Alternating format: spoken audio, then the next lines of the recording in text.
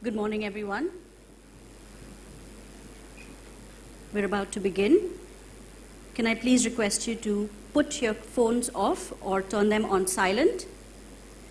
While you are seated in the auditorium, please keep your masks on at all times. The washrooms are located behind the auditorium. If in case you do require to use them, there are ushers available outside that will direct you.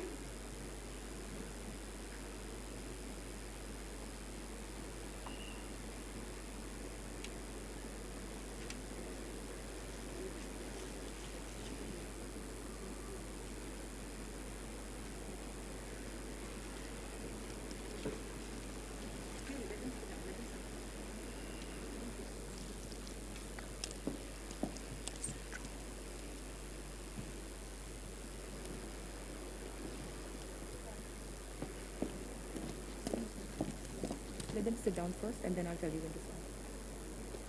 We're doing this. Go.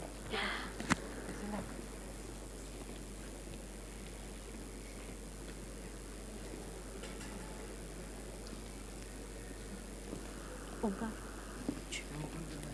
हाँ एक minute Omkar Omkar Omkar मुझे पता तो मैं यहाँ पे हूँ। अच्छा ठीक है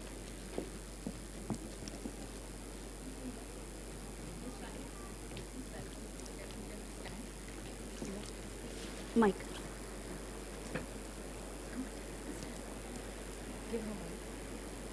Can I please request everyone in the audience to please rise to welcome our principal and our chief guests, as well as our guest of honor today.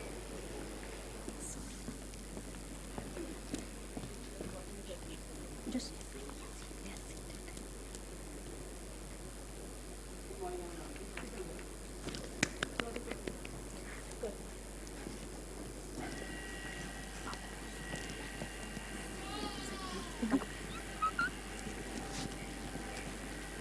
smile.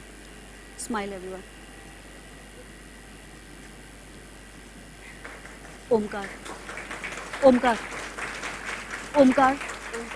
Step forward. Step forward. 1 second. Check. For every tree to bear good fruit, it needs to be nurtured from root to root. Good morning, parents, teachers, and my children. And best of all, to this particular voices. All that the foundation of school stands for is I want you out of this way. over the course of the past month, we, the students of grades 7 to 10, have worked with various aspects such as perseverance, teamwork, mastery, grit and determination, and much more to get us to this day today. And as this event reaches its crescendo, we will display a very important skill, public speaking. Our theme for today is life skills and its impact on our life.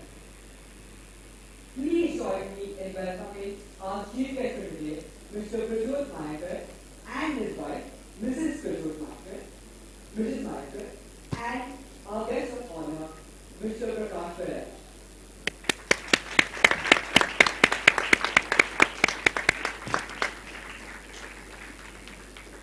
I also welcome each one of you to this event, and I'm sure that you will enjoy every moment as we take center stage to share our thoughts, but mostly our experiences with you. Back into position. बस यार काम 1, 2. I have a voice. voice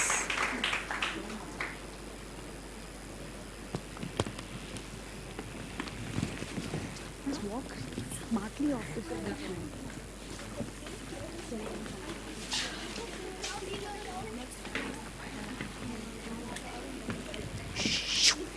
Good morning. Good morning, everyone. My name is Evan Garino, and I'm going to be introducing our first speaker today, Lucius de Almeida. Lucius de Almeida is a good friend of mine, and on a personal level, Lucius de Almeida is the head boy of the Gera school, and on a personal note, a good friend of mine. Lucius is a funny little man, but when the occasion requires, he can really pull up his socks and get the work done. When I was told to talk about Lucius, I wasn't sure what to talk about. I wanted to talk about his admirable qualities, such as his dedication, his willpower, and his ability to lead people. Today, Lucius is going to be talking to you all about what he likes to call the most important life skill you will need when you are older: parenting. Of course, Lucius doesn't have a child of his own. Rather, he has his little brother, Caleb. Please do not get distracted by Caleb's cuteness, but actually listen to Lucius' speech. Please give it up for Lucius de Almeida.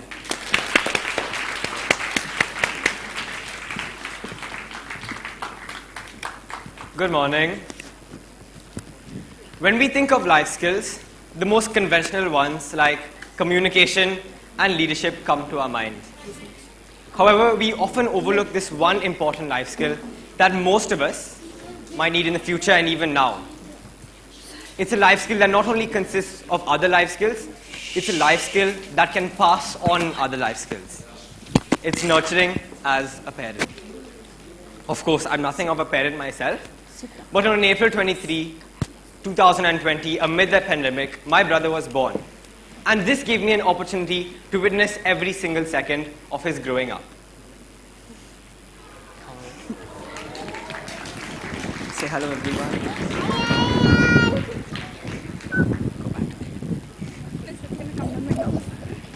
These are some of the million life skills I've identified in parenting. Before my brother was born, my mother had to stop drinking and eating certain foods, as well as take a step away from her business work. Now, studies show that 43% of women with children end up leaving their jobs permanently. Regardless of the ethics behind this problem, it is a sacrifice that mothers make. Before my brother was born, there was also a lot of preparation that went into his arrival. Now, I'm talking preparation like a hospital bag, different medical records, and nappies. During this time, I helped out a lot. And all of this vital preparation could not have been done without organization and time management life skills. And note that this was during the pandemic. So I had to cut meters of cloth because it was locked down and we couldn't go buy nappies. So time management and organization life skills. And because I had time management on my side, I could still do my studies. And I got straight A's in every single subject. Just don't check that with the teachers, please. After my brother was born, it was all rush, rush, rush. But the most constant thing I could remember was music and affection. At around 6 p.m., I would bring a small little Bluetooth speaker and play some relaxing music while my brother enjoyed an oil massage. I took part in these activities quite often, and soon I learned to adjust to this new schedule. But as his body began to grow, his mind did too. He started throwing tantrums. Now, I'm sure the teachers here have absolutely no idea of what tantrums are. Why? Because we are such good children. But I do. Because my brother would frustrate me with his unreasonable crying.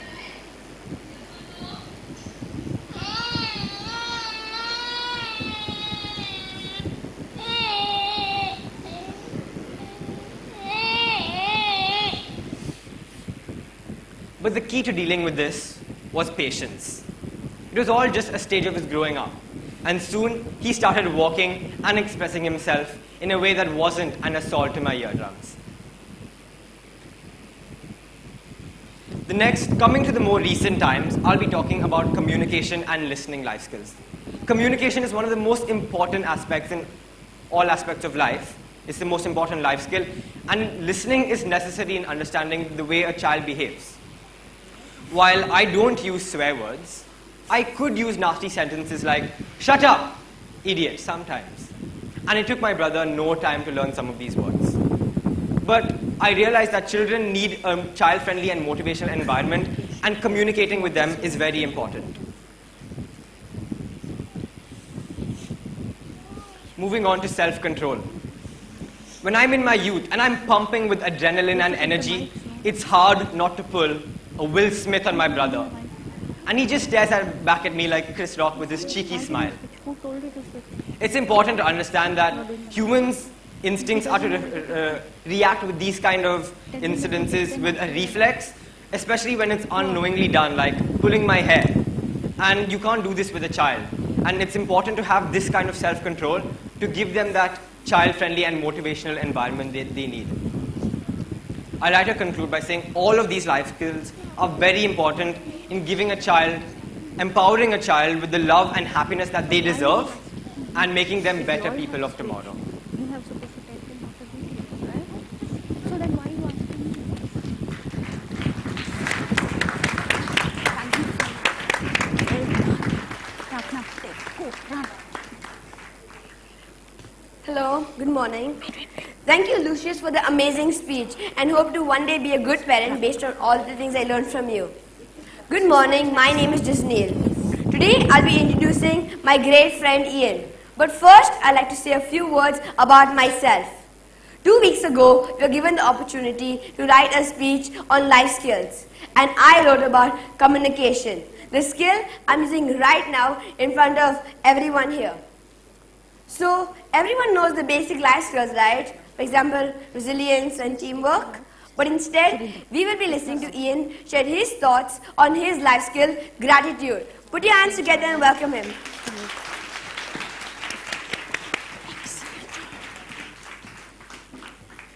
Thank you. Gratitude turns what we have to enough. What is gratitude? Gratitude is the feeling of being thankful for something you have or don't. Good morning, my name is Ian Gera and I'll be speaking on the topic gratitude. How many people here have lost somebody close to them? Well, I have too. I lost my dad when I was 7 and it was rough. But at least I had him for 7 years. Otherwise, I probably wouldn't have the confidence to come up and stand here right now. When he died, he was suffering from cancer for a year. And God knows the pain he went through. But still, whenever he saw my brothers and I, he would smile.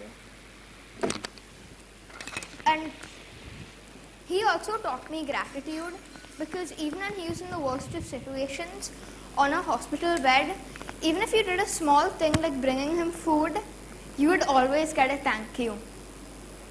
And even though he passed away, on the bright side, now I have a guardian angel.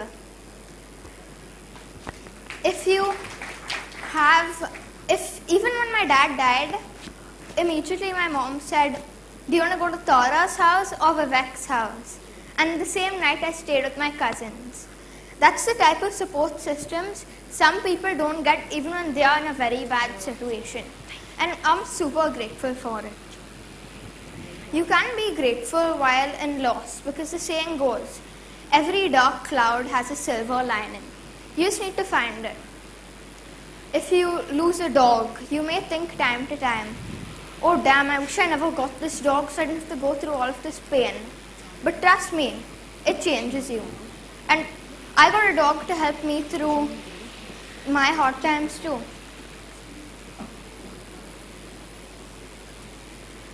If you lose a game of football, now you know your opponent's strategy.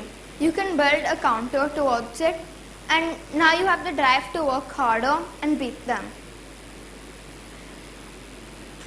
You can also be grateful if you tried your best and still failed, because then you know that that thing is not for you, or you need to give your 110%.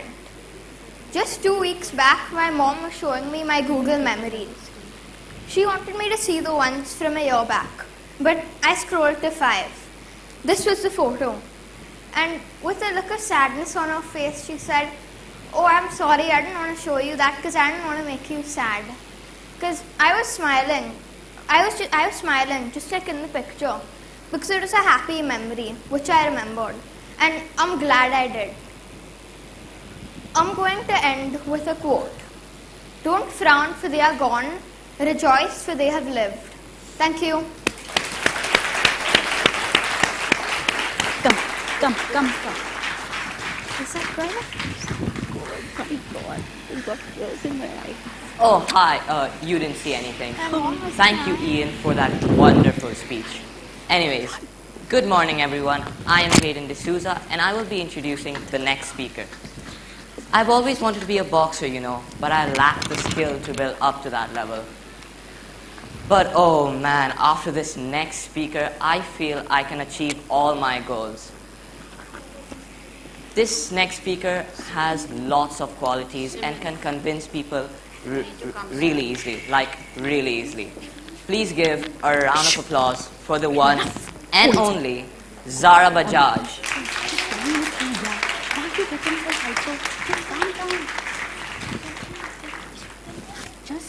No one's motivated all the time, because motivation comes in spontaneous bursts of energy.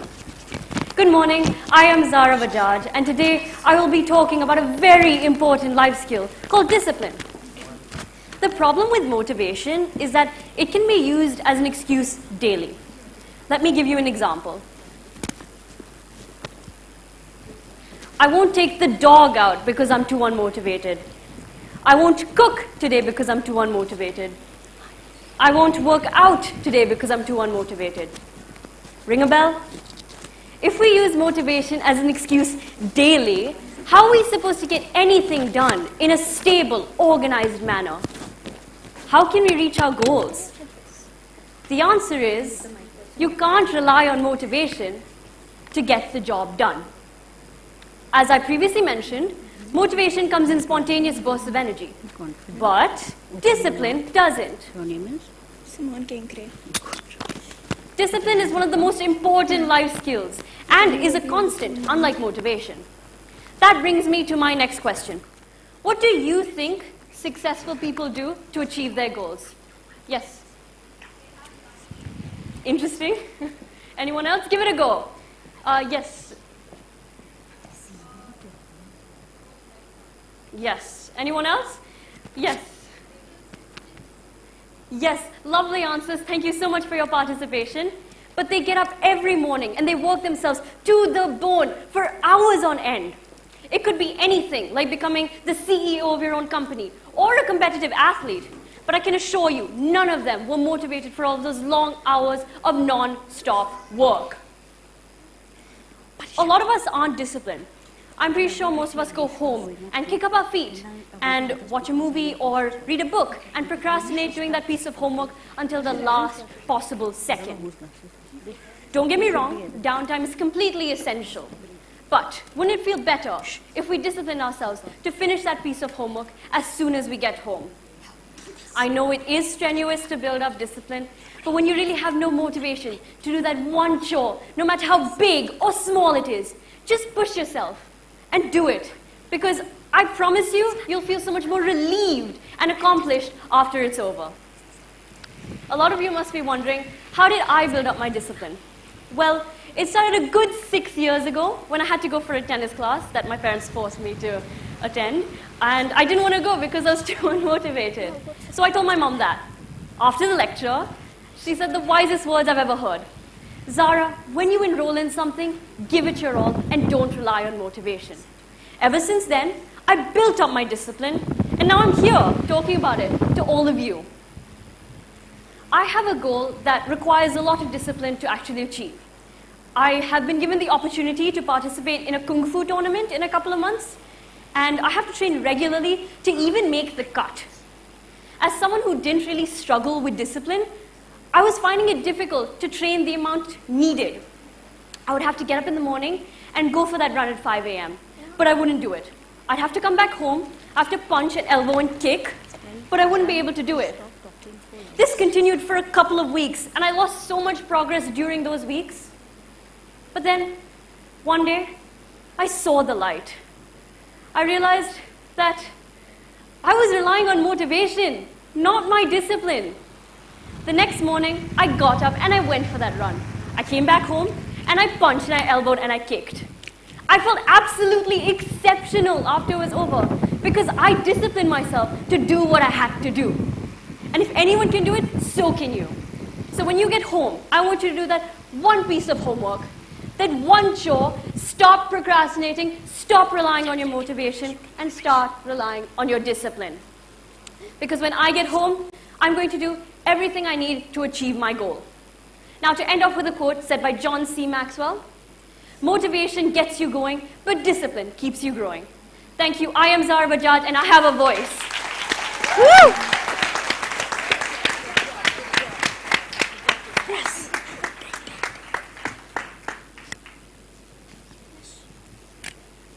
Thank you, Zara, for that very motivating speech. Good morning, my dear audience. My name is Simone Kinkre from grade 7. Last Wednesday, we were forced. Given the opportunity to do this very speech. Most of us dreaded it, right? But we all have to admit, it did make us feel the tiniest bit more confident later. At least for me, I felt way more confident in myself. I did karaoke, which is something I've not done in years. Though, I'm sure I sound like a screaming goat, but that's not the point. It's the fact that in less than 24 hours, I felt more than 20% confident in myself. Now, I'm not going to go on off a huge tangent. Resilience is the process of adapting to or recovering from difficulty. And it's a skill that everyone has. Whether you're a kid struggling with school and your family, or you're an adult and you're under pressure from your job. Resilience is about going through something that impacts you, but still finding a way to cope with it. In 2019, I lost someone important to me. I lost my mom. And like any other 9-year-old would, I didn't deal with the change well. I went into this emotional slump, had no motivation, no self-confidence. I didn't talk to people. And most importantly, I felt alone. I felt like I had no one beside me. I think the worst part about being in a state like that is being too tired to do anything about it. You're just by yourself. And in a way, for some, that's comforting. That was my state of drowsiness. The longer my eyes remained closed, the quicker I felt myself falling asleep. To get out of that slump is something that is extremely difficult. It's just you, no one to impress, no one to let down. But it's not healthy. And you may feel like it doesn't get worse, but trust me on this, it does. So if you ever find yourself in that slump, I'd like you to keep these 3 things in mind. 1, have a mindset. A mindset to motivate you is possibly the most important thing out of these 3. Because you can't make any change unless you believe that you can. The best part is, it doesn't have to be something that's overly positive. It can be anything you want it to be.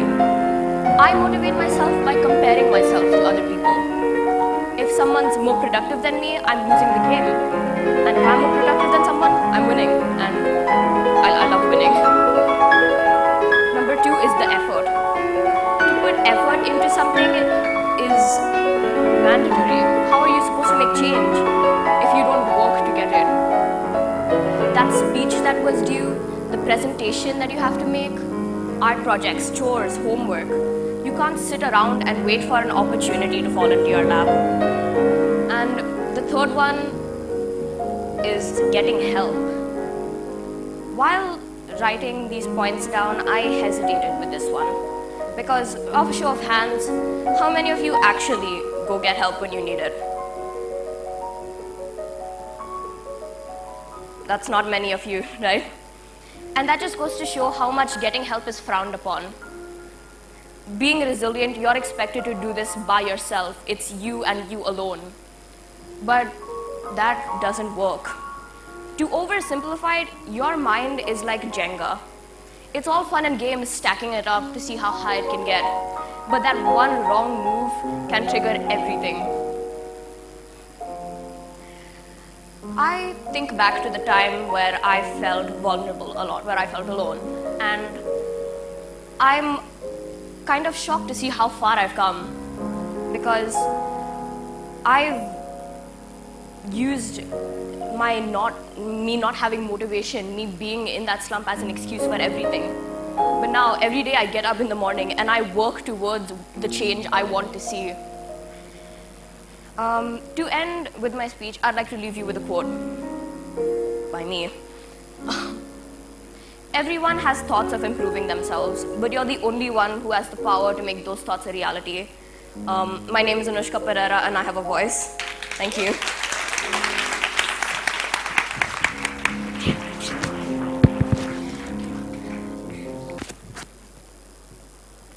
Thank you, Anushka, for that wonderful speech. Good morning. My name is Manta Tengse, and I'm here to introduce our next speaker. Can I get a show of hands? How many of you would consider yourself as confident? Well, for those who don't, our next speaker is going to be talking all about confidence and how even you can become more confident. Now, many of you might already know our next speaker. He's known for his confidence, his lightheartedness and humor, and most importantly, football skills. Any guesses? Well, for all those who thought of Agastya, you'd be right. It is my pleasure to introduce our next speaker who will be talking all about confidence. Give it up for Agastya Syam.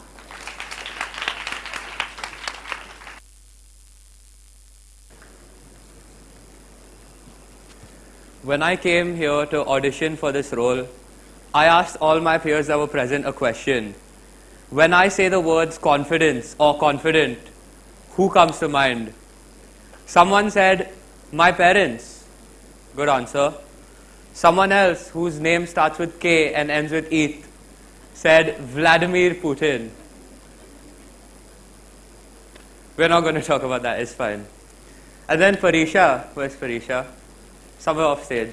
Hi Parisha, wherever you are. Parisha had the best answer. She said, you, Agastya. That is the best answer I have ever heard for any question I have ever asked.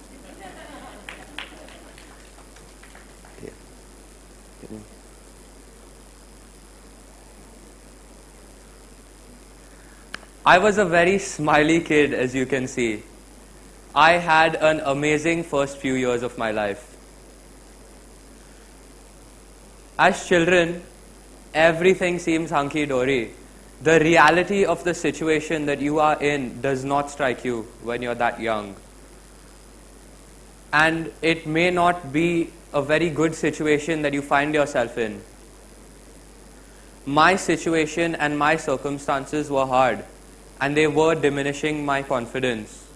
But such is life, and it happens to the best of us. Now, in 2015, my parents got divorced, and I tried my level best to be there for my mother, and I tried to act like the separation was not a big deal and it didn't matter to me. But in all honesty, it did. I was in a really bad place, and I was not liking it at all.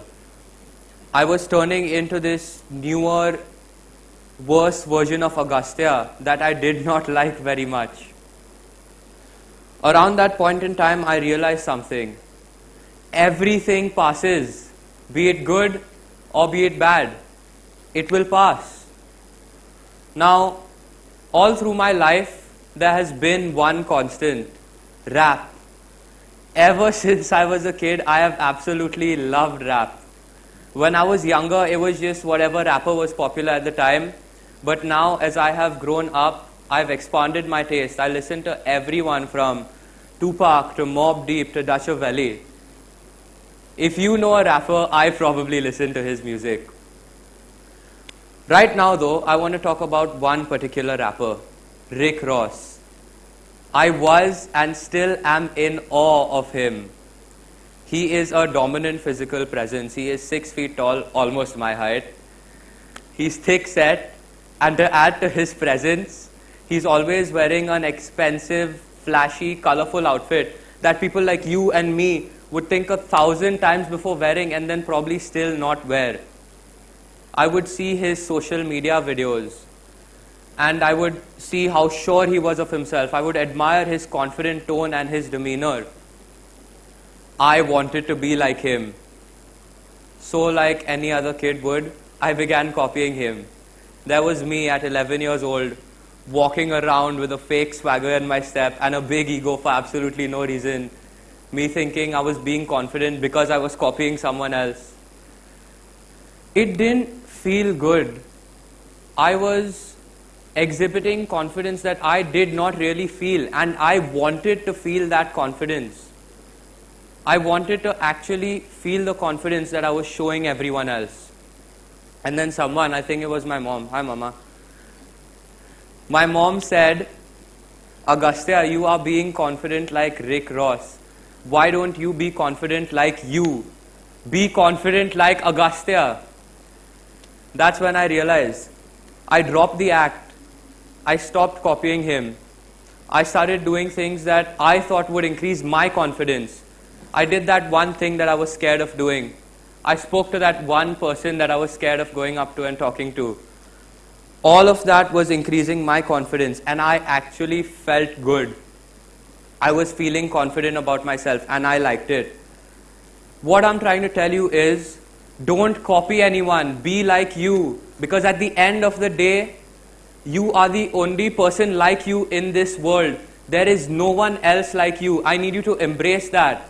Be confident in the way you look. Be confident in the way you sound. Be confident in the way you dress. Now, I want to end on a question, and I need all of you to think about this. What can you do to elevate your confidence? I am Agastya, and I am confident. Thank you.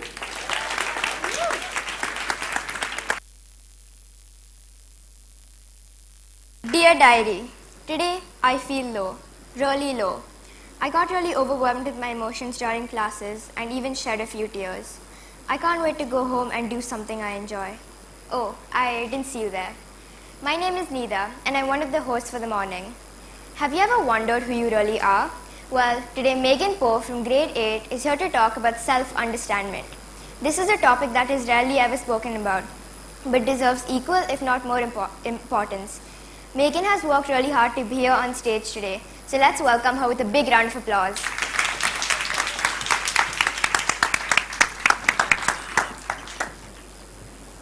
One of life's greatest unanswered questions has always been, who am I? How many of you in the audience today have successfully answered this question, and how many of you are truly happy? Can I have a show of hands? See, that's not a lot of hands, and thank you for the participation. I'm going to be very honest with you, that was a difficult question, but don't worry if you don't have the answer, there is always more time. Good morning, I'm Megan Lisa Poe from grade 8, and I'm here to help you with that very question. I love art, and I use it as my window of expression. One day, while working on my 21st century canvas, my iPad, the stark white background got me thinking of how close to life a canvas can be. As we meet new people, learn new things, and experience different things, we add color, shade, and texture to our initially blank canvas. We turn that blank canvas into a piece of art. It is our right and our duty to turn that piece of art into a masterpiece. We youngsters have many avenues in life that we are lucky to choose from. In a conversation with my grandmother, she spoke of things like doctor, engineer, and secretary. And she completely spaced out when I spoke of things like graphic design, coding, stock markets, and entrepreneurship. The vibe in the room changed from advice to wonder. But with so many options, there is still a ton of confusion. It's like going to a restaurant with a 10-page menu as opposed to a McDonald's, where, to be honest, getting your order wrong is quite hard with the limited options. Finding what excited me took tons of trial and error and loads of money spent on classes of different types. Thanks, Mom and Dad, I couldn't have done it without you. But on a serious note, it took lots of self-reflection and self-understanding to get to the heart of my spark, the spark that each one of us has. That is the beauty of what I have discovered in the 13 years of my existence. There is a flame inside each and every one of us, but it's finding that flame and allowing it to burn that makes all the difference. Think about it. How many of you have discovered something about yourself at the age of 13 that you still pursue till this day? To find my flame, I use two techniques: journaling and embracing new challenges. Journaling was and is still my go-to place. As I put pen to paper, it gave way to my emotions and sparked my creativity. My ability to verbalize my thoughts, feelings, and emotions allowed me to draw energy and convert it into visuals. What was wonderful was that my passion for art was discovered through the understanding of my own feelings. As a young preteen, I felt things I couldn't understand. Journaling gave way to comprehension, and comprehension then gave way to my true emotions. The next technique I used was to embrace new challenges. I'd internally cringe every time my mom spoke of a new instrument or a new sport she thought I'd enjoy. But as I'm known in the family, I went with the flow and I never put up a fight. I've tried it all. I went from cello to the piano to the ukulele. I'm not bad at it, but I'm not talking to you about my mastery of instruments now, am I? Football is also something I quite love, and I'm quite good on the basketball court too. I'm almost the tallest in my family. I am getting there. But my true spark is where my speech began: the canvas. The canvas is where my hours melt away, where my emotional development is strengthened, where my feelings are acknowledged with every brushstroke. I'd never have known this had I not allowed myself to get to know a very important person. That is the person I see every day, brush and pencil in hand, smiling back at me as I prepare for a new day. She is me. She is Megan, and she has her voice. Have you found yours? Thank you.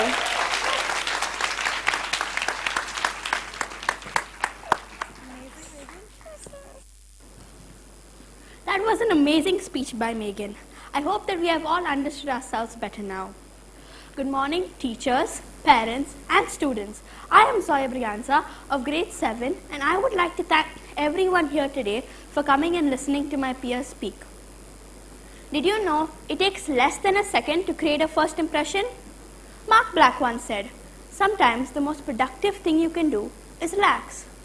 By a raise of hands, how many of y'all here deal with stress?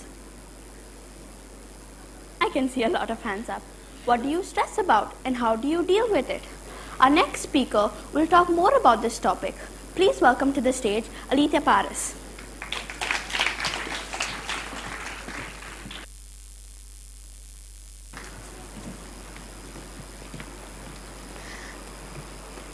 Hi, I'm Alithia, and today I'll be talking about stress.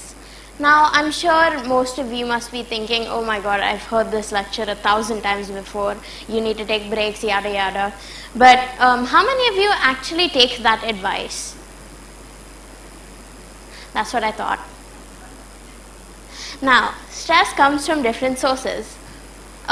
It's different for adults and children, but we still experience amounts of stress.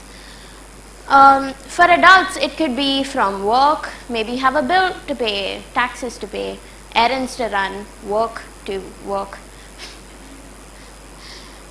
For students, you have different sources, school, maybe just, grades. Maybe there's a math homework you have to do, maybe an essay you have to write that's due in 2 hours. For both adults and for teachers, it could be managing a class of very rowdy, irresponsible adolescents. But I know our school doesn't experience that because we're all basic angels, you know.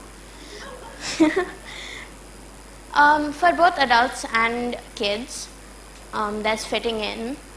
Social activities in general stress a lot of people out.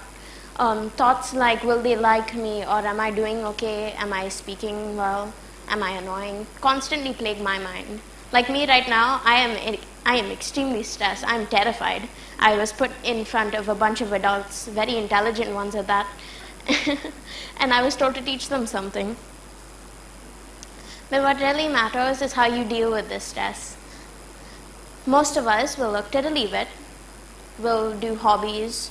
Like, I write. My mom, she does skincare. She watches Netflix. She also reads. My friend, she draws. Her roommate, she paints. Some of us stress eat, which is extremely bad actually. I used to do it. I used to have this weird obsession with instant noodles. I still do. But my mom actually had to ban me from having them because I had so many. Some of us, the most neurotic of us, we ignore our problems and our stress.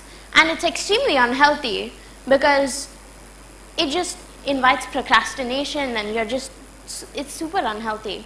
And just ignoring your problems is just going to make them bigger. Think of it like this. Is this tap water? I'm holding a glass of water, okay? It's not that heavy, is it? But what if I held it for the entire afternoon?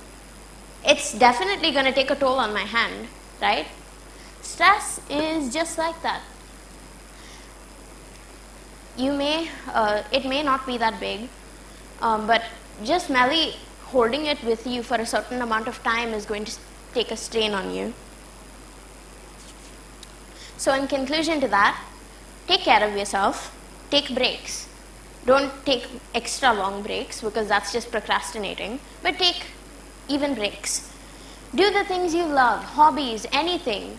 You can read, paint. I know a lot of my friends have passions for art and literature. Make those instant noodles. Now, it doesn't necessarily have to be instant noodles. It could be any comfort food you like. Just don't overdo it, otherwise you'll get them banned. Thanks a lot, Ma. Call a friend. Just confide in them. It could be friend, family, a therapist, anyone. It just matters that you confide in someone. And don't drink random glasses of water you find on stage. As you can see, I really regretted that. So yes, just take care of yourself. Thank you. I need to stop drinking this. I'm Keith, and I'm a teenager. For all the times you told your teenager to grow up, how does it feel hearing experiences from teenagers here today? My, how the tables have turned. I'm Keith, and I'm from grade 9. The life skill I relate with the most is decision making. But first, what is decision making? According to me, it's a process of choosing between two or more options. You will always resent your decision that you made, but eventually you'll figure out that you made the right decision. Why? Well, it's because we adapt to the environment we are sent into, also known as change. That's what our next speaker is going to talk about. Our next speaker is Natalie Morera, from grade 9.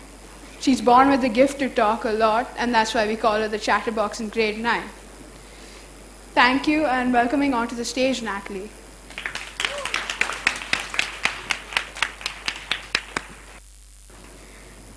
Good morning, everyone. My name is Natalie Morera, and today I'll be talking to you about change.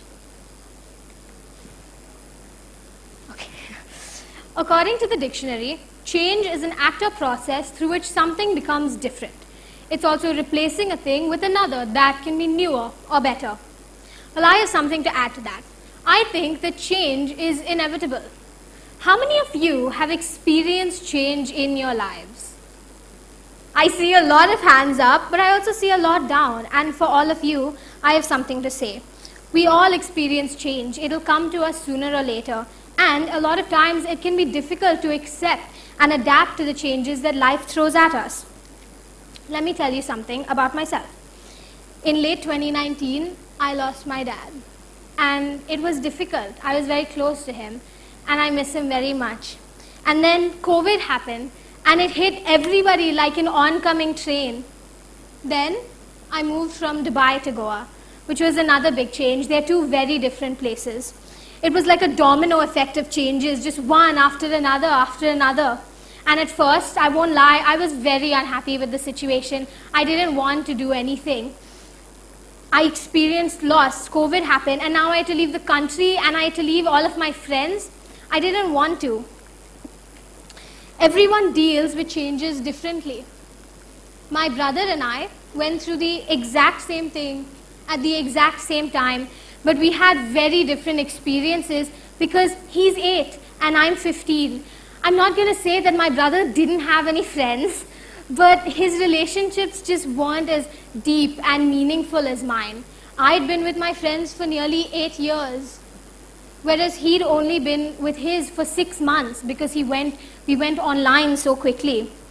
Some changes are bigger than others, and people can go through changes that are smaller than yours, but it's important to keep in mind that that doesn't mean that their changes are any less important than yours or yours less important than theirs. Some changes are voluntary, like weight loss, like going on a weight loss journey, like moving to get a better job, getting married, having a baby. These are all changes that we choose to go through. Then there are changes that are forced on us and are unwilled, like losing a family member, getting evicted from your home, moving to a new country but jobless, and there's tons more. If these changes, the involuntary ones, aren't adapted to, they can leave us depressed, upset, and bitter, and at the end of our rope. Well, I went through a lot, but with a bit of time, evaluation of the situation, and optimism, I adjusted, adapted, and now I can say that I've seen the brighter side to the situation. So are you ready to take a few pages out of this chapter of my life and learn how to not just adapt, but thrive and change? A lot of you have gone through big changes, especially in the last 2 years. Can you, like me, a 15-year-old, say that you've made better of the situation? If you haven't, or if you can't, that's okay. I'm going to send you out of here with 3 tips that helped me adapt to change. Number 1, do your best to understand your feelings. Take a step back and assess the situation. Number 2, maintain comfort and normalcy. And number 3, seek help and talk to someone. To elaborate on number 1, assess the situation. It can be very overwhelming having all of these things being thrown at you, and something that can help you to deal with the change is to take a step back, look over the situation, think about how it will affect you and what you can do to better handle the situation. Another thing you can do is to maintain comfort and normalcy. Try to create comforts in your life. Take time to relax, take time to de-stress. I personally listen to a lot of music. I posted videos of myself singing. I play the keyboards. My dad was a musician, and that's something that brought me comfort in times of stress. What's something that you do to relax? Yes, you at the back. You sing. Yes. Sorry, could you repeat that? You sleeping? I wouldn't recommend doing that. I would recommend finding something to help you be comfortable and to help you relax. Anybody else? Yes. You cycle. That's a very good one. Now, the last thing you can do is talk to someone. You don't have to always be strong. You can always talk to someone. Talk to a friend that you trust. If you can, go to therapy. When my dad passed away, I felt the need to be strong for my mother. She felt the need to be strong for my brother and I. But something you can do is know that it's okay to be weak together. Now, overall, 3 things that you can do to help you adapt to change and thrive in it are... Another thing that a lot of people go through is their feelings getting invalidated. I personally heard a lot of things such as, don't stress over it, or you shouldn't make a big deal over nothing. But something that I'm sure we've all heard is that we're all special and we're different and we're unique. So if we are all special and different and unique, that also means we all handle feelings and we handle changes differently. So you should do your best not to invalidate anybody else's feelings, and you shouldn't let your feelings get invalidated. 3 things that you can do overall to help you deal with, adapt to, and thrive in change are: assess the situation, maintain comfort and normalcy, and seek help. You should always count your blessings and try to be optimistic even in times of strain. I am Natalie Moreira. I'm 15. I lost a parent. I was displaced from the place that I call home. I lost my friends, my family. I went through 2 lockdowns. Yet, I'm still standing here in front of you all. And I have a voice. I even made the student council. And if I could do it, then so can you. Thank you.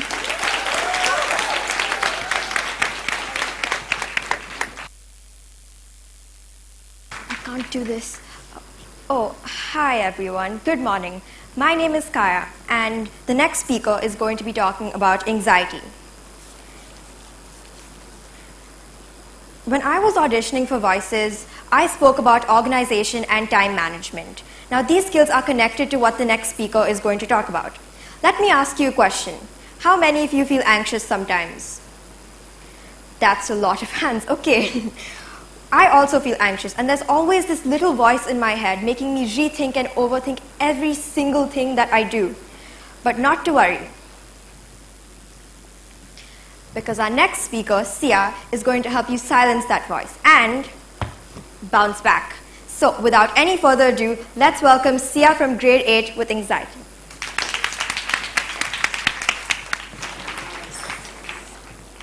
Hello everyone. I'd like to introduce you to someone particularly interesting. This is Jane.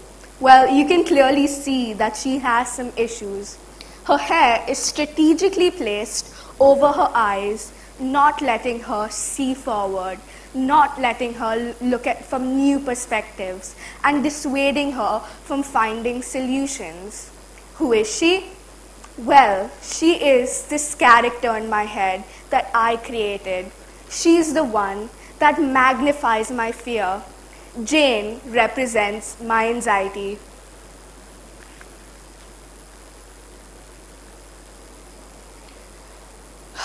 Good morning, everyone, and today I'll be talking to you about a life skill that now I stand here embracing, and it's Jane's worst enemy. Resilience. It's a life skill that's not about how to achieve or how to be happy. It's about how to get back up when life isn't sunshines and rainbows.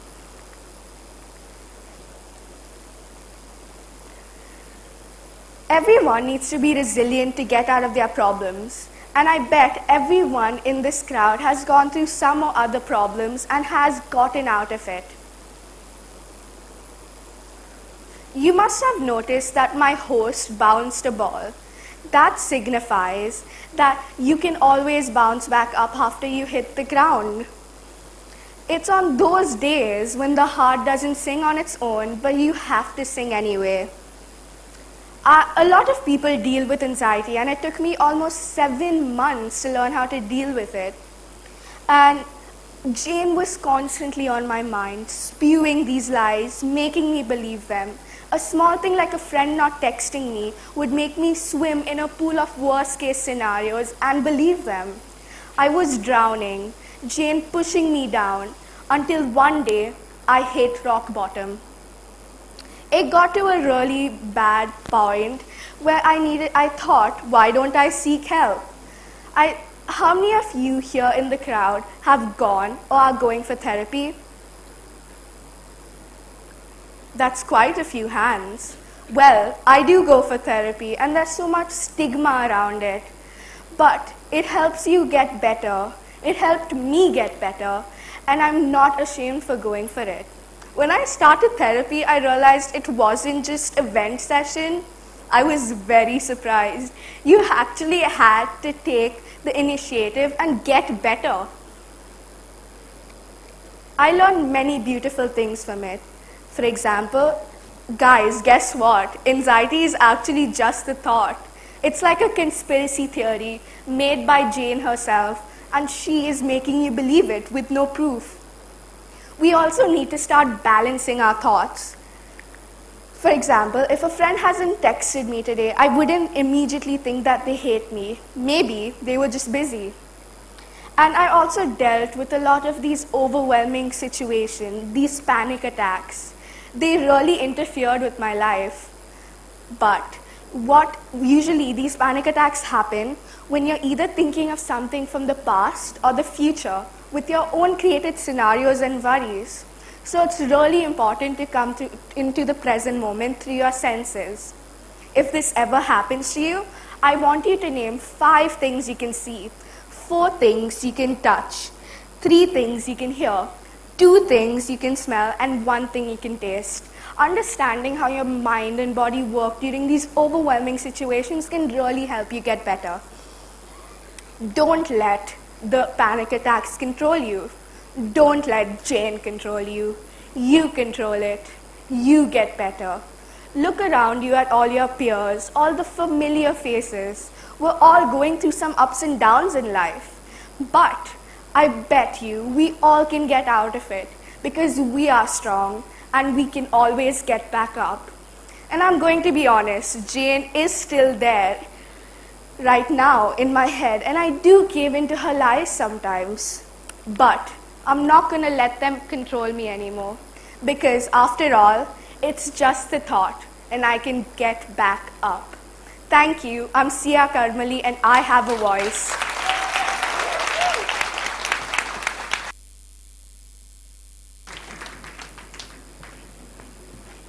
Wow, Sia, what a wonderful speech. I can see some of you in the audience are restless, but don't worry, there's only one speaker left. When you're in the 10th grade like me, there is a lot of work to do. I always have to muster up motivation to get the work done. But there are those days where I can't find it. I'm so tired that I don't have any motivation. And then you know what happens? I lose my confidence and don't complete anything. But for those of you who have the same problem as me, look no further, because Omkar Rane is here to talk about self-motivation.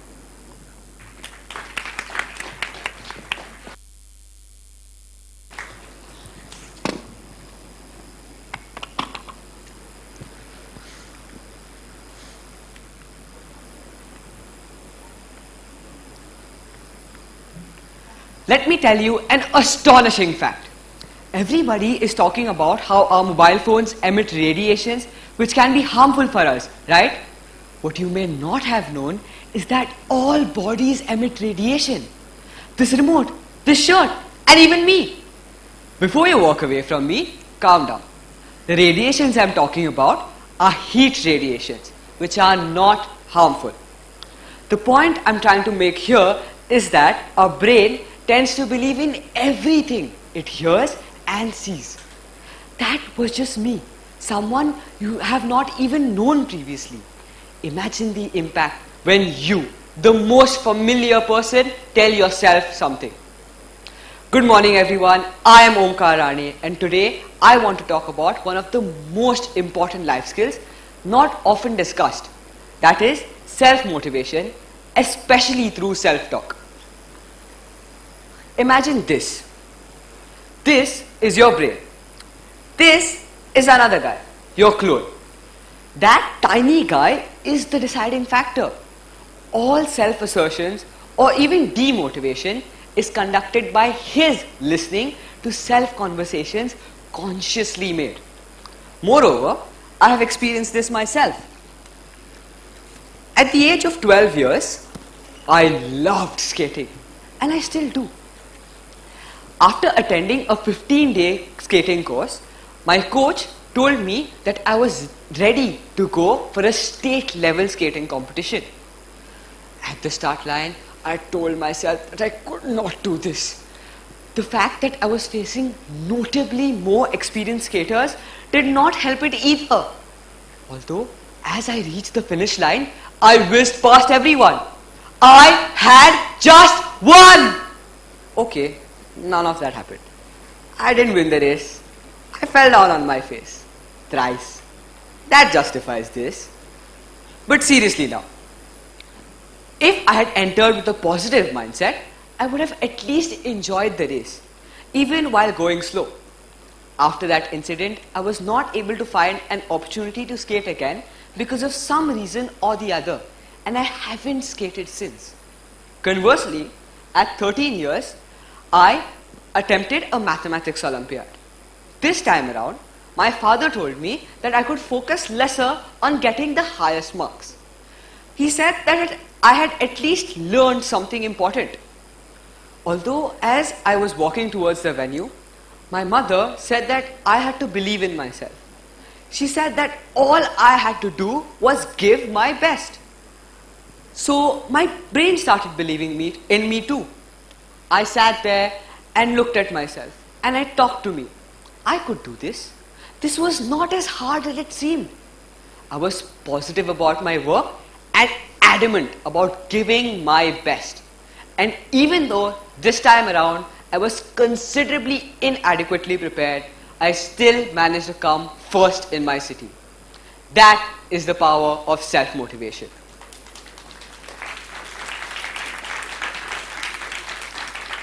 Another time, we had to do a 2,000-word global perspective individual report. Now, you have 2 weeks to complete this, 2,000 words. I sat down to do research, did not manage to reach my expectations, and that 2 weeks turned into 1 week, and the 1 week slowly turned into 3 days. And the timeline looked like this. Now, 0 words written, 2,000 words left, I have 3 days left. So I sat down on my chair that day and I told myself that I could do this. I had to finish it. I wrote 100 words that day. Next day, I sat down again. I told myself that I could do this. I turned off any distractions, music, chatting, anything. Whenever my brain would stop thinking, I would tell it that I had to do it. I had to finish it. I could do it. And I did. I managed to finish it. I managed to finish 5 minutes before the deadline. And I submitted it. Likewise, there are several other methods of self-asserting as well as preventing demotivation. One of them is to consider your life as a video game. And no, I'm not talking about the endless lifelines, I'm talking about levels. If you fail a certain level, you don't just give up on the entire game. You look back on why you failed and try again till you succeed. That external motivation that my mother had first instilled into me had now turned into internal motivation. It had got fit into my subconscious mind. I rather told this tiny guy's brain that all it had to remember was that I could do it. Maybe try saying something like this before going to bed the next time around. Never gonna give you up, never gonna let you down, never gonna run around and desert you, never gonna make you cry, never gonna say goodbye, never gonna tell a lie and hurt you. In conclusion, do what suits you the best because you are unique. I am Omkar Hane, I am self-motivated and I have a voice. Thank you.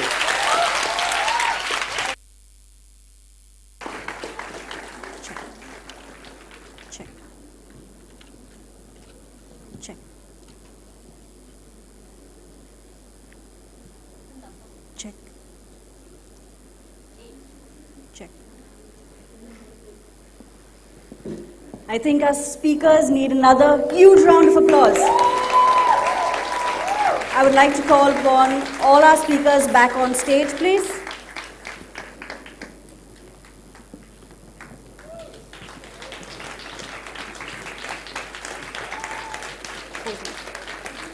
Take a pose.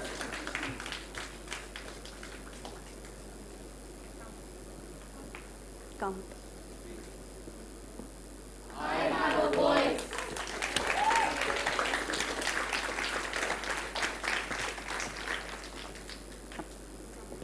Thank you everyone for your patient listening, and I'm sure each one of us have learned so much in this very short time. Today we have two very, very distinguished guests among us. Our first is our chief guest, Mr. Prajyot Mainkar. Welcome. I would like to introduce you to the Android Man of Goa, the founder of AndroSid, an IT development company based out of Goa. Apart from mentoring about 50 startups under the PMO initiative, he has also served as a mentor to India's leading digital incubator for students, the Startup Village. With his experience in being associated with the Honorable Prime Minister Shri Narendra Modi's initiative of mygov.in, he has held the post of Chairman of Young Entrepreneurs Forum IT and Startups at the GCCI. With over 450 mobile development and business talks across the globe, the prominent ones being DroidCon Greece and Android Developer Days in Turkey, today we have the privilege of having him amongst us. I'd also like to welcome his wife, Mrs. Mainkar. Thank you for being here. Please join me in welcoming Mr. Prajyot Mainkar. Could we request you to say a few words to our students?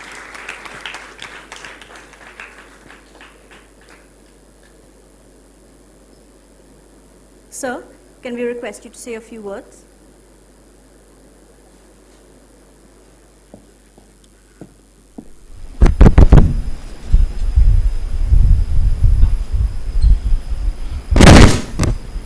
Finally get a chance to get rid of this.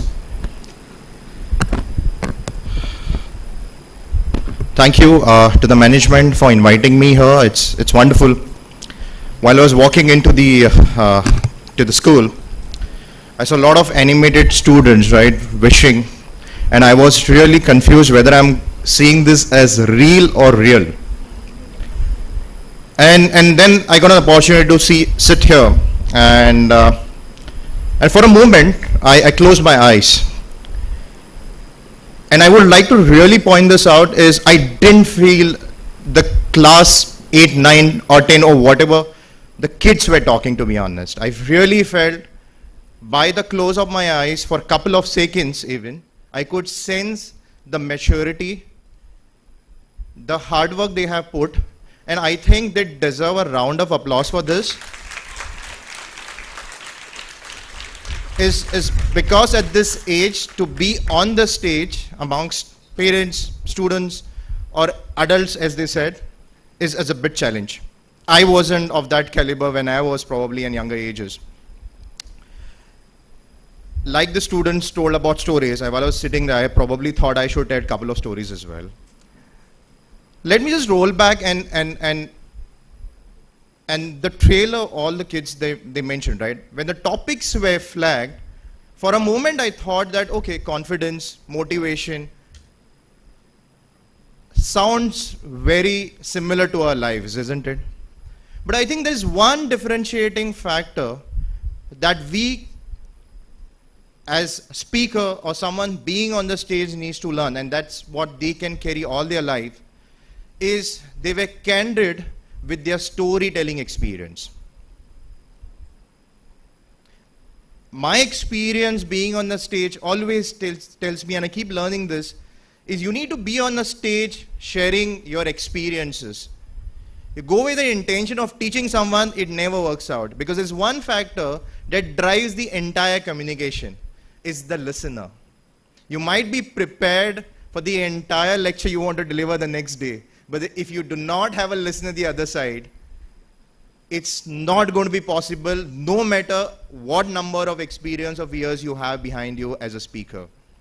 That brings me to the second point, is how you deliver.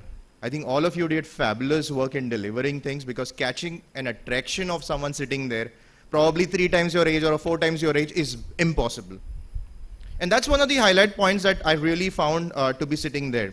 And obviously, because you be in that experience, being on a stage is a bit challenging, because you have to catch an attraction of someone sitting in the audience. Not just that, is that 15 or 20 minutes that you have allocated with you, There's one other factor that defines you before you introduce yourself, and I call that as an energy introduction.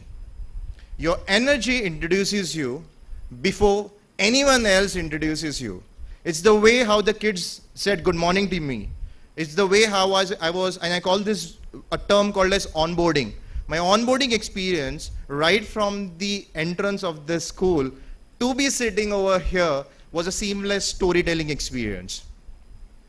This is an exact thing that you need to replicate in your storytelling. I never say this as voice, it's rather storytelling, your voice, right? I'd like to give a couple of information why I see this is important, right? Everyone spoke about one common interest, that you drive with your passion, right? You want to know what you will succeed in your life or where you will succeed in your life. The most important diary that you need to look at is your passion. If you're not passionate about doing something, it's not going to work out for you. It's the passion makes your paycheck, as they say. I'd like to give you another example of how I found, I saw the drums out there, right? I'm sure everyone has heard about C.V. Raman? Yes, everyone? Okay, how many of you have heard his Blue Effect? The Blue Effect by C.V. Raman. How many of you all have heard? Show of hands, please. Okay, let me rephrase that question. How many of you all know what C.V. Raman is known for?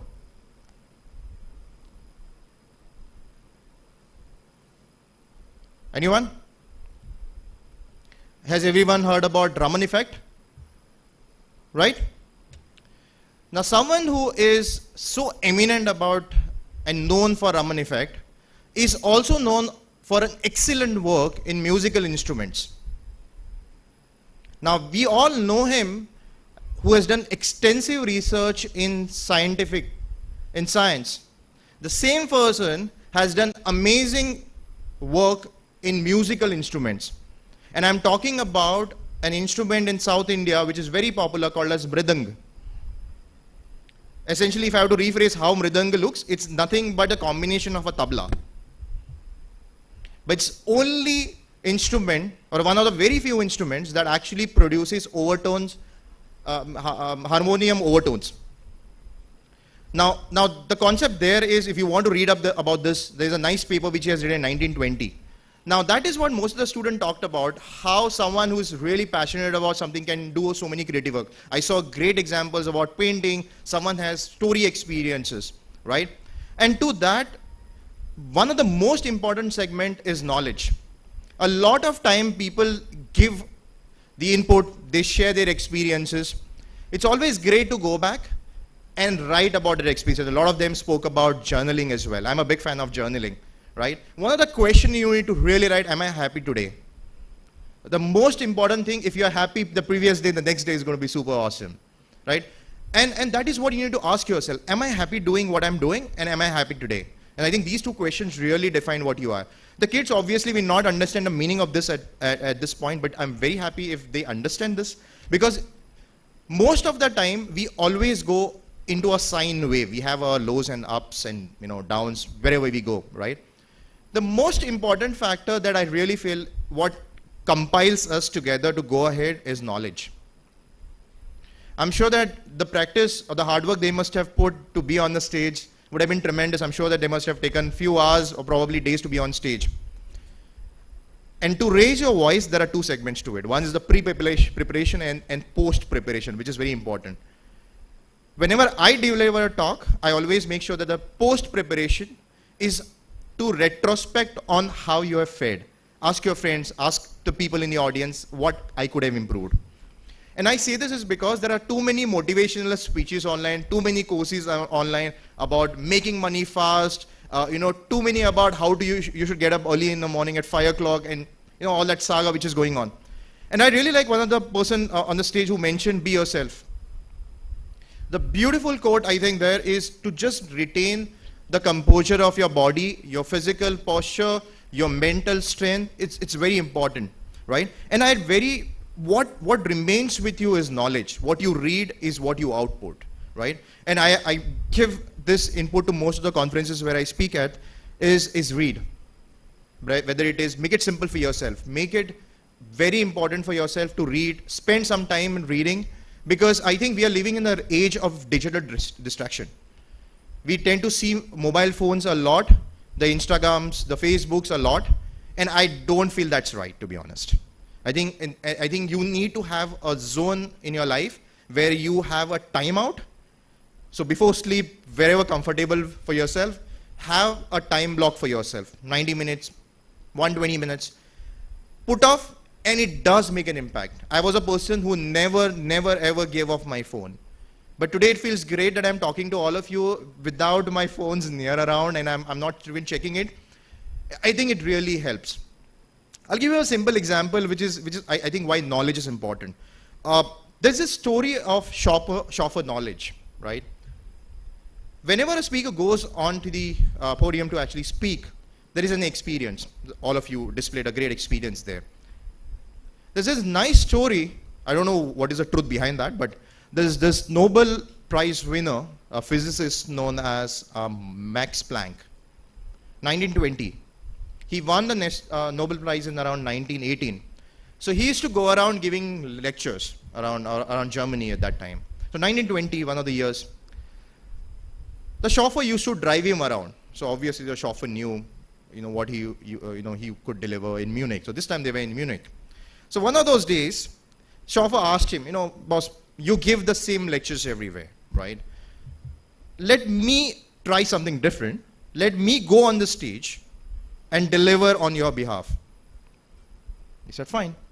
So chauffeur, on one of those days in Munich, went on the stage and delivered the exact same speech that Max was delivering, right? The lecture got ended. Now the session came of asking question. Obviously a scary state for him, because neither he knows what he has said, right? Because there is no knowledge behind it. There is nothing behind it. There is no study like all of you have done before being on the stage over here. So now he's confused. But that didn't stop him, because the moment the question asked, all he had to do is, it's a very simple question. I didn't know Munich could ask such a simple question. Even my driver could answer it. So the driver was sitting in, no other than physicist. So he's playing very smart with the stage, and I really like most of you who did be on the stage and share the experience, because that is what it is. Life is about sharing experiences. It's not about storytelling. It's about taking you on a journey where right from the start, you take them with their closed eyes, you can envision what you want to deliver. And I don't feel ashamed to tell you this, is because when I saw it, probably all of you speaking over here, I probably thought, okay, motivation, what could be the content? But what really was a highlight is their toughness, what they went through, what was the pain, the pinnacle points. I think that was the highlight. And I was really honored to be sitting here and observing all of you. You have a great future. And I think all of you, whoever are not being part of this, should be part of this. I think it's a phenomenal job done by you. Thank you for having me here. It was pleasure talking to all of you.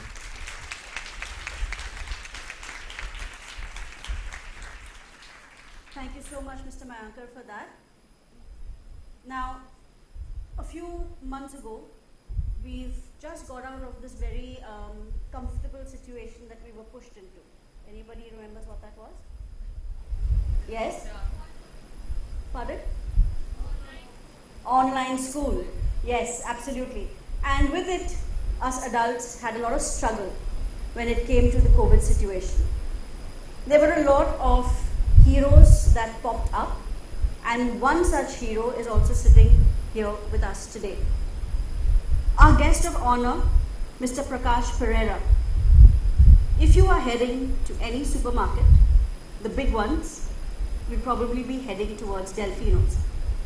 Our guest of honor for this function sure shares a range of interests. He is the managing director of Amakar Holdings Private Limited. Apart from being the owner of Delfino's supermarkets and Allure hotels and restaurants, he is also the managing partner of a chain of very popular sport outlets, Champs. He entered the business world early in 1983, and his journey since is not unknown to us. Being the managing partner of Louis & Company, hardware lifestyle stores, He interestingly also shares his love for cycling and sports and is a very qualified football referee. From the get-go, Mr. Prakash Pereira's life has encompassed every life skill we have heard of today. Please help me in welcoming Mr. Prakash Pereira.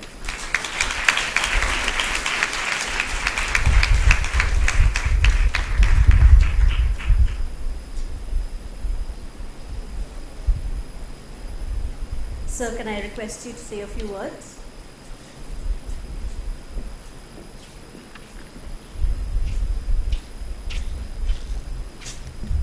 Good morning.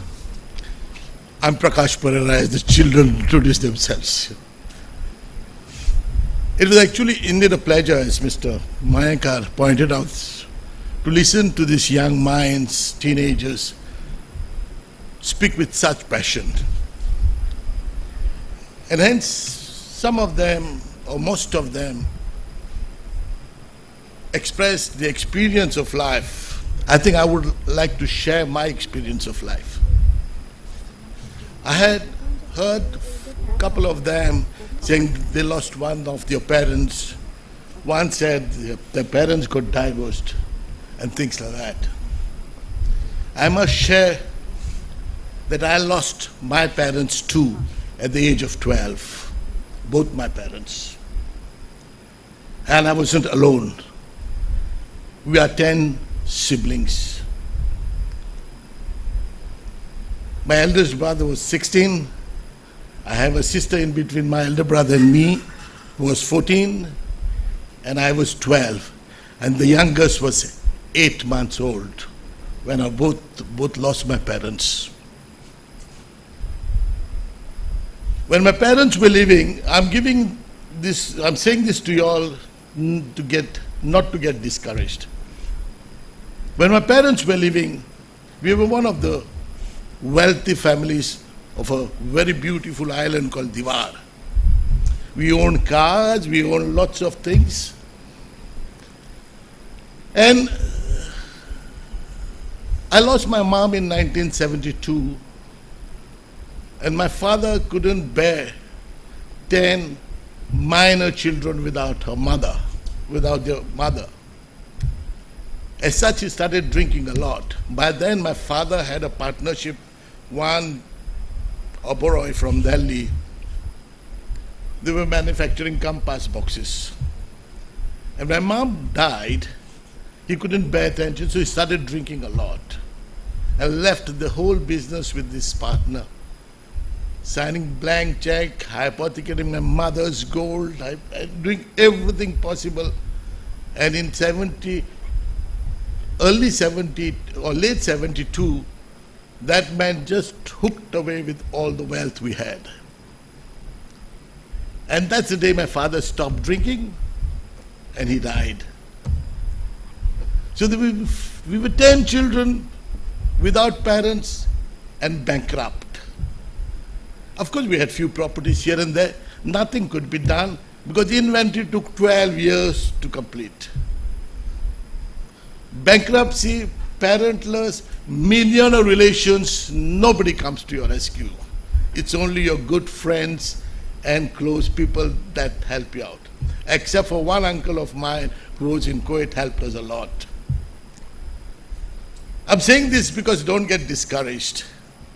Today, we have established an empire. As a young man, the teacher introduced me, started business in 1983. That was the formal part of the business. But we started business as a 6th and 7th standard boy. No sooner we lost our parents. We did a lot.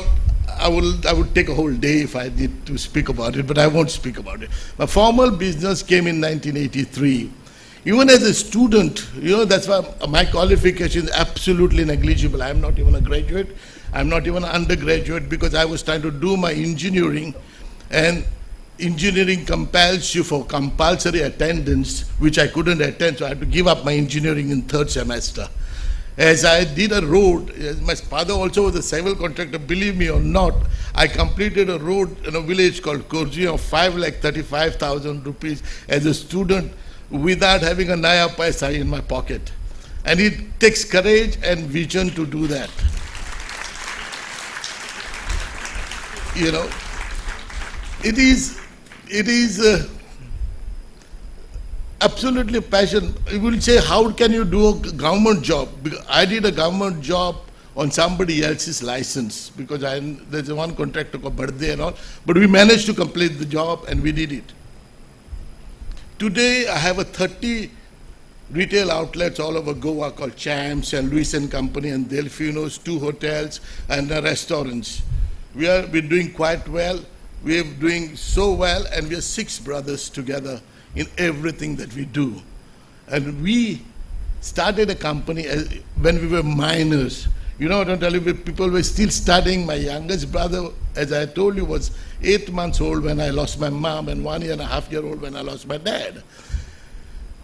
Everybody told us, listen man, as long as you guys are bachelors, you'll be fine. Once your wife comes in, things will be different.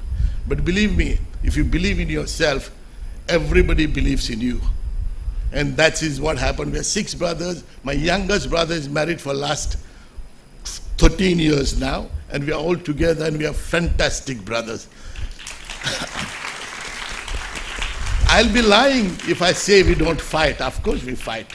If you don't fight, then the other side of on the chair is a cabbage. I told my brothers, we need to have opinions, and we need to consider what is the wisdom of a collective wisdom. Having said that, I could share a lot, but at the time is limited.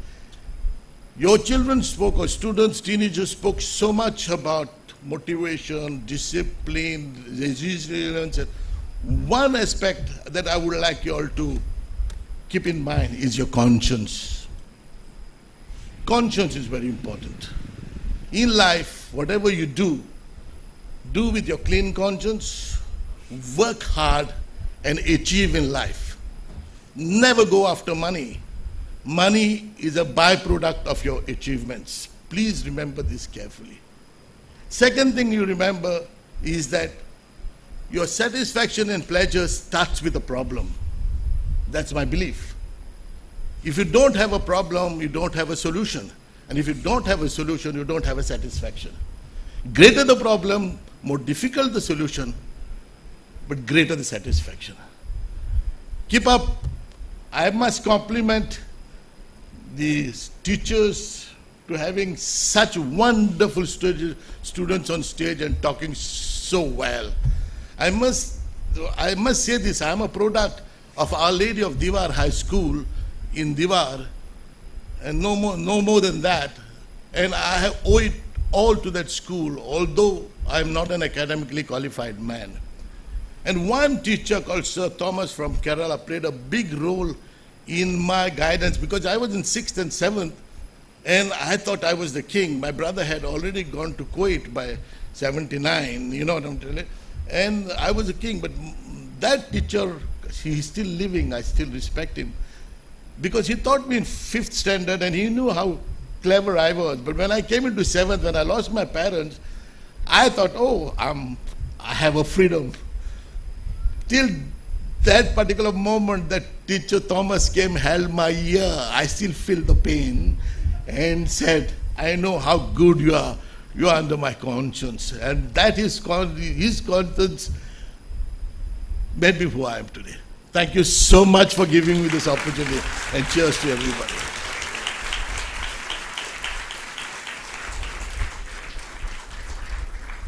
Thank you, Mrs. Pereira. All that you've seen on the stage, all that you've seen around the school has one driving force.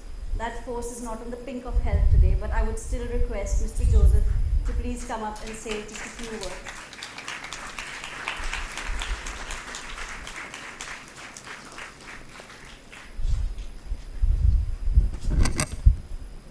That's not quite fair, Ms. Charlene. I really, the captains is only as good as his team, at least 50% of the times. So yes, true, I'm a bit under the weather, so I stayed on top. Told the head of admin to sanitize the place once I've gone. I've not got COVID, but still I was with the flu-like symptoms. I said, okay, I'll stay on top and stay far from everybody.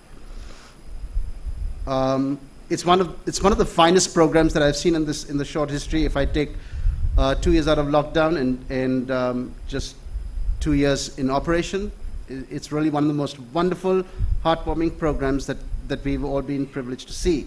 I congratulate first and foremost our speakers, the ones who delivered as well as the ones who introduced them. But it takes courage to come up and talk about something that's personal to you. But not just talk about it, show how you've grown and how you've overcome it. I think that's the big one. Congratulations to all our staff. A big thank you to our guests today. Thank you for being here at short notice. I'm sure you have so many things to do. In fact, he's on his way to they are on their way to the airport straight after this.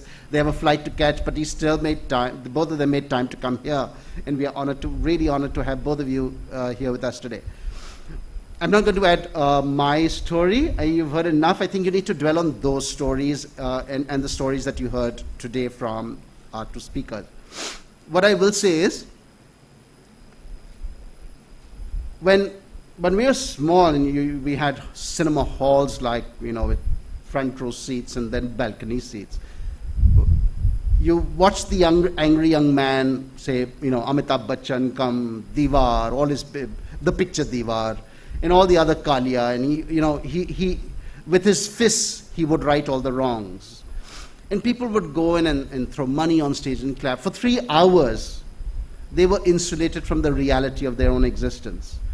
They lived life vicariously, because in a world that seemed patently, blatantly unjust to them, there was one man who could right the wrongs, and he felt good about life, that there was hope in the world. Right? When Sachin Tendulkar was out there on the field playing, he carried with him 1 billion dreams and aspirations. And we live our life vicariously through these heroes. They make us feel good. But all I ask you today is, don't live your life vicariously through heroes, whether from whichever field, or even these heroes that you've heard today, the two here and the young ones here. Let's take, I think the best way to pay tribute to that spirit is to now take that forward. So you take anyone, whether it's Lucius in parenting, whether it's Zara with saying, don't depend on motivation, you've got to have discipline, whether it's Omkar, whether it's Natalie, and all the others, I won't remember, the complete list of speakers. But take their stories and then imbibe them and practice them in your own life. Then they have gone, then they are really successful in this event today, and we'll all be successful. I ask you this, I was telling us, our guests today, that when we talk of life skills, and I have Ms. Charlene to thank for being the life skills coordinator and driving it right through school along with our staff, the life skills that you've heard there and from our speakers are the ones that will, physics, chemistry, biology, history, geography, language, all very important. Don't discount them ever. But once you've got past the front door of that university, once you've got past, once you're through those gates, once you enter life, you cross the portals of the portals of the school, you leave the portals of the school or the institution, then those life skills will take, whether it's discipline, conscience, whatever. So you've heard good stories today, but you've got to make them now your story. We've got to make them our story. I know I won't get personal, but listening to those speakers, I know that I picked up a thing or two which I'm going to practice from today. Many of the things that they said resonated with me. And I know I hope to make that change in my life. And I wish the same for you. Thank you very much, all of you. I know there's a vote of thanks, so I won't go my vote of thanks. Thank you very much. God bless.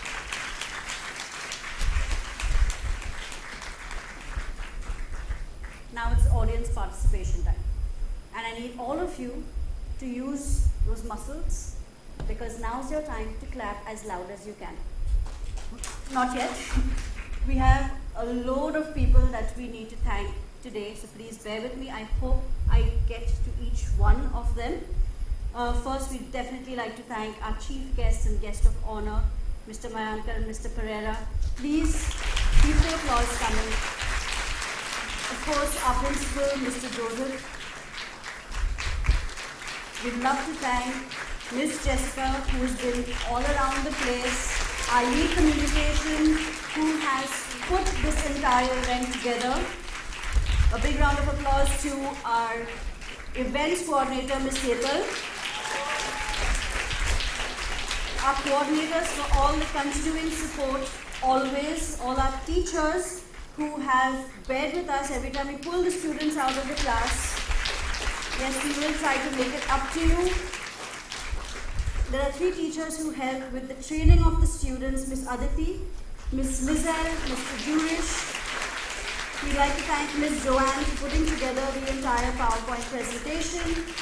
A huge round of applause for our admin team, Mr. Sidesh, Mr. Jonathan, and the entire sports staff who have been running around backstage.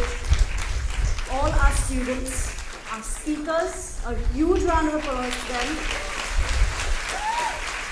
You didn't see all the nerves because our hosts looked after them. Thank you, hosts. You all did a great job. We have a huge team backstage. Students involved with stage, backstage. We have all our tech in charges over here. Please give them a big round of applause. We have sound, light. There's a television screen that is on a loop outside, again manned by our students. We have CCR TV, our media partners. And of course we've got Mr. Clifford, who has made it so easy with the mics. Thank you everyone present here. Thank you for taking the time out and being here with us.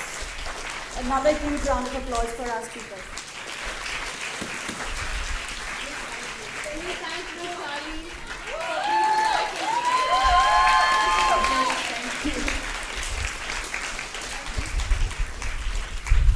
for All right, here we come to the end of our show. Please.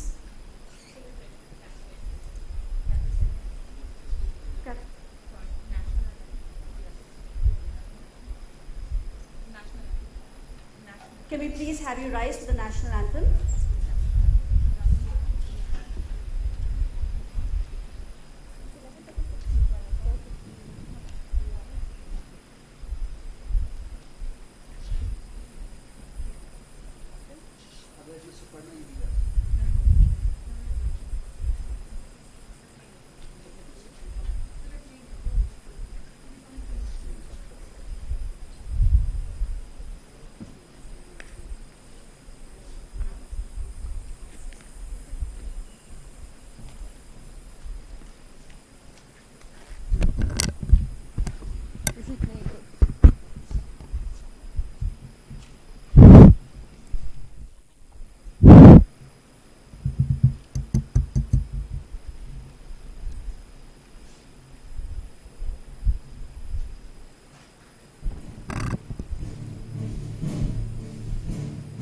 जनगण मन अधिनायक जय हे भारत भाग्य विधाता पंजाब सिंध गुजरात मराठा द्राविड़ उत्कल बंगा विंध्य हिमाचल यमुना गंगा उच्छल जलधि तरंगा तब शुभ नामे जागे तब शुभ आशीष मागे गाहे तब जय गाथा जन